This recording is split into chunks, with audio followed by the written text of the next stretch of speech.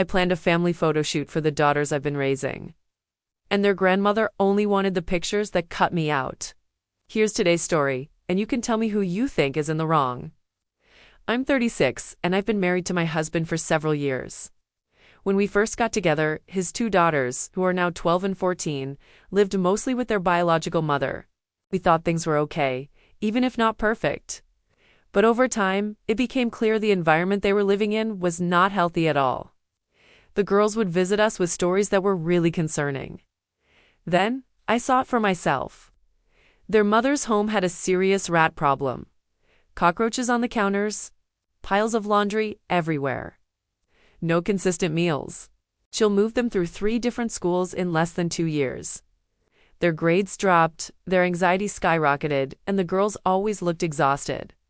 They never knew where they'd be sleeping or what school they'd be in next week. My husband was paying child support, but we never knew where the money went. The girls would show up in clothes 3 sizes too small or ripped up. Their backpacks were falling apart. One daughter's glasses broke and she went months without a new pair. Meanwhile, their mom would text my husband saying she was broke again and needed the child support early. He eventually started splitting the payments just so the girls would do and be neglected by the middle of the month. Even then, the money vanished instantly. Everything hit a breaking point when the girls admitted they were genuinely scared to go home.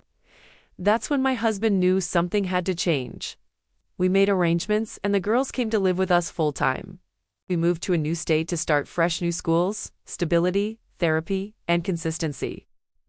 For the first time in years, they had their own rooms, clean clothes, homework routines, and actual peace. Since then, we've covered everything. Clothes, medical appointments, braces, school activities, therapy, all of it. Their mother doesn't pay a cent. The only thing she's supposed to cover is their flights to visit her, and even that is inconsistent. More often than not, their grandmother, my husband's mother, quietly steps in and pays for it. In all of this, I naturally became the primary caregiver. I handle the daily reality.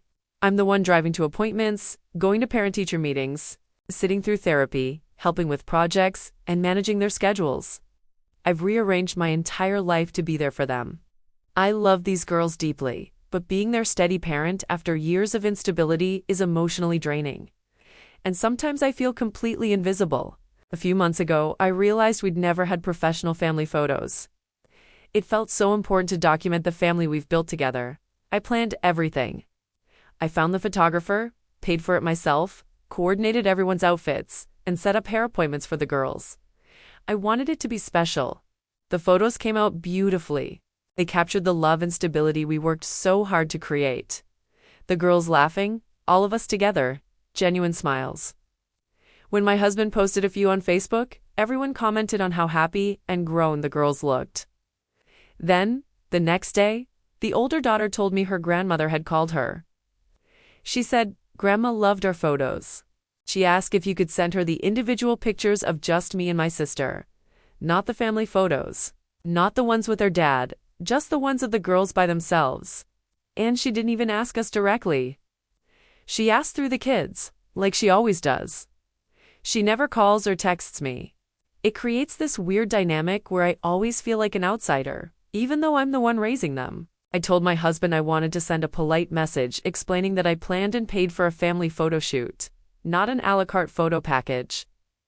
I said I wasn't comfortable sending just the individual shots because I don't know where they'd end up, especially since their mother has a habit of taking anything good we do and using it for her own image. I offered to send other photos I've taken of the girls, just not these professional ones. My husband rolled his eyes and said, "They're just pictures. Why are you making this a thing?" She's their grandmother, but that's exactly the point. For years, I've been the one doing the parenting. I'm the structure, the comfort, the driver, the caretaker. And yet, every time something meaningful happens, there's this subtle message from extended family.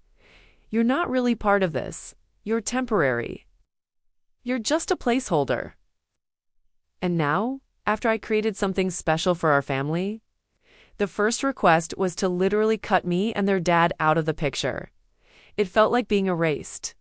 I'm not trying to deny anyone a relationship with the girls. I want them to have love from all sides.